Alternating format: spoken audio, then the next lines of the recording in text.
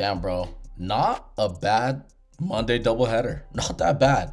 These Monday doubleheaders, I was kind of iffy about them, but a couple of them, I'm like, they're not that bad.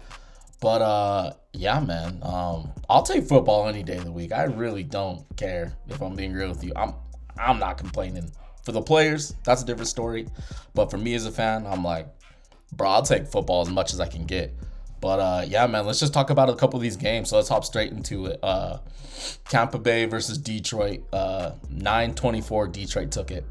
Yeah, this was a tough night for the Tampa Bay Buccaneers. It really was. We saw that first deep pass to Mike Evans. And yo, you're not subscribed? Why are you not subscribed? Come on, man. Don't be a hater. Don't be a hater. Don't do that. I know you ain't a hater. Just subscribe to your boy. Come vibe with me. All we do is talk football here. Come vibe with the homie. Let me know what you guys want to see. And yeah, make sure you subscribe and hit that like button. All right, now back to the video. Being an incomplete, super close to a completed pass. And he went out. And Mike Evans just came back. And he's hurt. And Muka came. He was questionable going into this game. He ended up playing tonight, which was good for Baker. And then, they got Tez. Chris Godwin's banged up right now. Like, Baker's been just making it happen most of this year. But tonight was a bit of a different story. And it's kind of crazy, right? Because they're going into this game. This Detroit Lions defensive backfield. Detroit Lions are already banged up. Not like they were last year, but they're getting pretty fucking banged up. And I don't know what it is with the Detroit Lions. But Dan Campbell just has those dudes humming. It doesn't matter who comes in. But that defense was really giving Baker problems. And it didn't really help, right? Like, the pressure just steadily started to ramp up during the course of the game. And you could just see it, dude. Baker was not on his game tonight. He wasn't. Like, I'm gonna be real with you. He just was off of his game. He had so many missed passes. He had missed passes in the end zone. Like, they had opportunities to score and put themselves back in this game, but they just couldn't make it happen, right? You got those players hurt. Your running back didn't play in this game. But I don't want to sit here and bang on the injuries because up to this point, Baker's just been making it happen. Like, Tampa Bay's just been getting it done. But when you go up against this Detroit team, and this Detroit team, here's the thing with them. They like to score a lot of points. If they get up on you, it's a problem. It really is a problem. But at the same time, dude, I feel like the Tampa Bay Buccaneers were in this game and they had opportunities to make this a game. But for whatever reason, Baker was off. The pressure just was absolutely insane. The later it got in the game, the worse it got for Baker Mayfield. Like, he just could not hang in the pocket. Those Detroit defensive line, they were just turning it up to another notch. And he just couldn't get it done. And their defense got tore up by Jahmyr Gibbs. Jahmyr Gibbs literally tore apart that defense. He did. Rushing, receiving. What do you have? Well, it was 200 plus scrimmage yards. And he had a lot in the first half of that game, and then he did later damage in the second half. So he tore them up, and they just could not stop them. And this Tampa Bay team has good defensive players, but for whatever reason, they didn't look good against Detroit. And I don't think it's a knock. It's not a knock on Detroit. Detroit's a good team. Detroit's a potential Super Bowl team. It started off slow for them, but they're starting to look damn good. But yeah, man, it was a rough night for Tampa, but I really do. I think they have opportunities.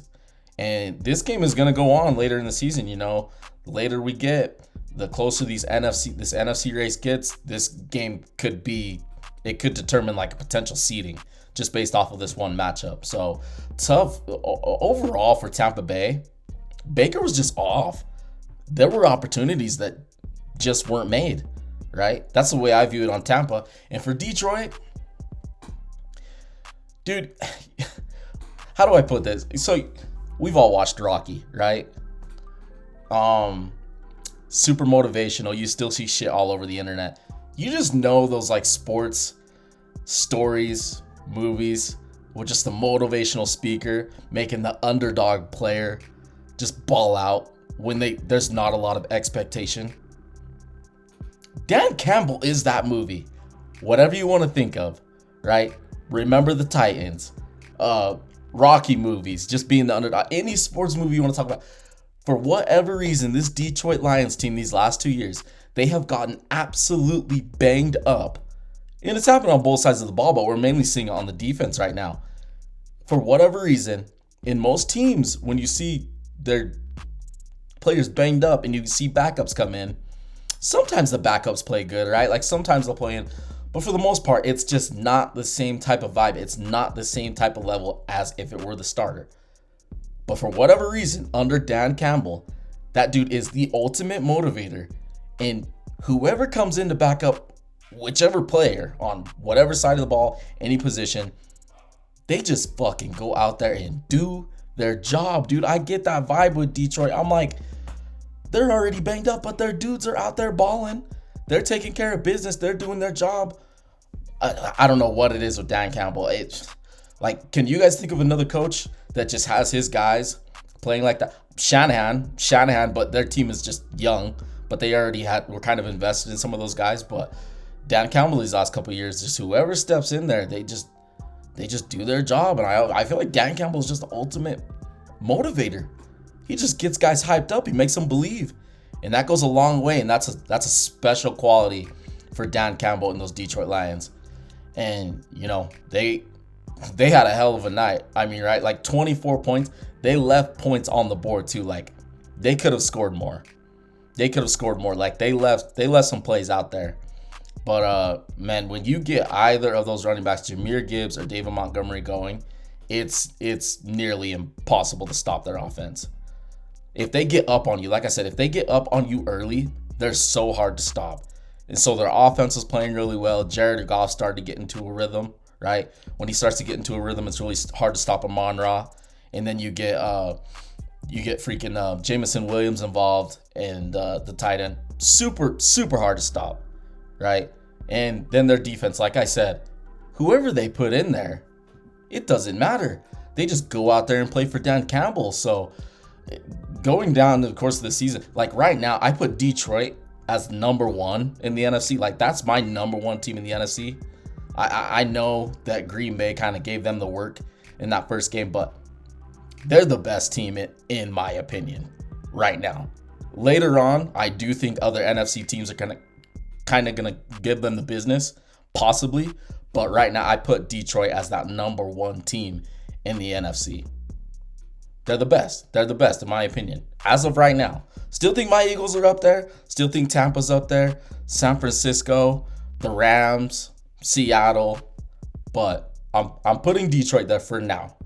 That's just my overall opinion. All right, 27-19, Seattle versus Texans. And Seattle took this 27-19.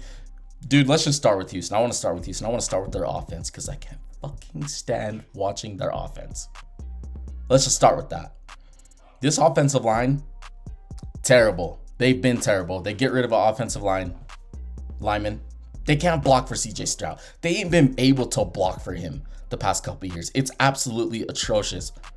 To go along with that, with the blocking being bad, CJ Stroud himself has clearly taken a step back. I'm not putting this all on the offensive line. If you actually watch their games, Stroud he's not playing good at times, dude. It's just like, okay, well, you have time to throw right here, and then that's the result. And then the run game isn't there. The offensive play caller, garbage. And this is what you run into when you have a defensive head coach in DeMeco Ryans. I feel like offensive coaches that come in as like, you know, a last coordinator and then they go to be a head coach, I feel like they kind of have a better feel for hiring a decent defense coordinator on the other side. But for DCs coming over to be a head coach, hiring an offensive coordinator, it's a dime a dozen, bro. Like I just don't feel like we see it a lot. Them hire like a really good offensive line, especially with a young quarterback with a super high ceiling like CJ Stroud. In this OC, along with the offensive line and CJ Stroud clearly taking a step back from his rookie year, this offense is straight ass. They had so many opportunities in this game to do something. Their defense gave them so many stops, and they couldn't do shit. They couldn't do shit. Like, at this point in the season, I have no faith in Houston. I don't. I think they can beat some teams based off their defense, because their defense is absolutely talented, right? Like, they're loaded. They're loaded on the defensive side. They got guys that kind of want to just go out there and hurt you on the defensive side. Not realistically, but they want to go out there and play physical football. I mean, we saw that with Aziz tonight, right? Like, you saw it on the Stingley pick. The Stingley pick, JSN's kind of like, he's getting stiff-armed, and they go to the sidelines. Stingley and JSN, they're kind of jogging away from each other. Plays kind of getting done. Here comes these fucking Houston players up in JSN's face. I'm watching. I'm like, he didn't even do anything. Him and Stingley ain't even beefing. They're all up in his face. That's just the attitude that you get from certain defenses that are out there to just cause havoc and start some shit. I absolutely love that vibe from defenses. I'm going to tell you that right now. Some fans are like, oh, they're dirty. Get off my player. I'm like, nah, dude, I want my defense to be nasty and go start some shit. That's what I want from the defensive side, because some of these defenses out here are soft as shit. So that's what I love about D'Amico Ryans and his defense. I mean, Stingley, the way he got that pick, Will Anderson, the way that front seven is getting pressure. They got some dogs in that secondary, like they play tough. But I don't think it's enough to carry this offense. I just don't. I don't think it's enough to carry CJ Stroud and this shitty ass OC and just the way this offense operates. And so what's their ceiling? I don't know. I expect Houston to be in it in certain games, but for them to go to the Super Bowl this year? Hell no. That shit ain't happening. But defense played their ass off. Just wasn't enough. And then we go to the other side, dude, Seattle. And I liked Sam Darnold coming here, and he's been balling this year. I mean, he's going to be in the MVP conversation with some of these other quarterbacks. He's playing insane this year. He looks comfortable. It started off rough the first couple weeks, but him and JSN really got something going. They really do. Those other wide receivers, they really step up. And then you get Charbonnet and freaking, why am I forgetting Walker? Yeah, you get Walker involved. They got a pretty decent offense.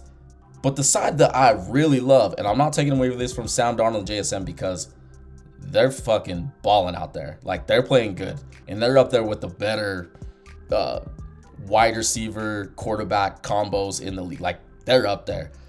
But I've always loved Seattle's defense. I've always loved their defense. And they're really starting to show those draft picks that they've had in these past 3 to 4 years. They're really starting to show off. Like, they're starting to give me the old Seattle LOB vibe. I'm not saying they're LOB, but I've been waiting for Seattle to get back to that hard-hitting defense. And under McDonald, yeah, bro, they got a little bit of that vibe. You see what happened in Baltimore the past couple of years since McDonald's left, right? Like, last year, their defense, they sucked ass for the first half. Then Baltimore got good. Then we go into this year, Baltimore's just straight ass. Yeah, if Will McDonald was still there, their defense would probably still be good. They would be. Even given any roster flaws, if you're coached well on either side of the ball, it matters. It matters a ton. And these Seattle guys, they've really bought into McDonald. And they just look great. Like, they look great, and they're playing some nasty-ass, physical, tough defense. We saw it tonight. Houston couldn't do shit. You heard Dan Orlovsky on the, the 4th down conversion when it was like a 4th and short. He's like, don't run it. They ran it. Don't run it again. You need to pass. Don't run it. They ran it. Stopped them. And the fact that Dan Orlovsky said that, it just made me laugh too. I was like, fucking stop running the ball, Houston. Like, Seattle's got this shit on lockdown. You ain't doing nothing. So this is another team. Their defense is just good as shit. But aside from Houston, Seattle has a good offense. So their ceiling's super high. Like, they could go out there and compete with the best of them in the NFC. A lot of people had faith going into the season with Seattle's defense, kind of hyping them up. We're starting to see that hype because this Seattle team is legit. Do not question them. Like, you could talk shit on Sam Darnold all you want. We saw how it ended last year. He's playing good under Kubiak. Him and Kubiak look good. The rest of the offense look good. So Really good victory for Seattle. I mean, the crazy part is that Houston was like still in this game as bad as their offense played because of their fucking defense, right? Like everybody likes to talk about offense. This is my one thing. I've always believed this. Even being a kid, I don't know why people hop on this offensive train. You do need to have a good offense in the NFL, but I believe this. I've always believed this since I've been a kid, and now that I've gotten older, I believe it even 1,000 times more. Defense wins championships. You can have all the talent in the world on the offense. You go out against a tough ass defense, they'll punch you in the teeth. I've witnessed it time and time again. And these two teams both have really good defenses, but just that little slight edge for Seattle having a good offense to actually get points off of turnovers and stops with their defense. You can win a lot of games, but I just want to put that out there. Stop sleeping on defense. Defense wins championships at the end of the game.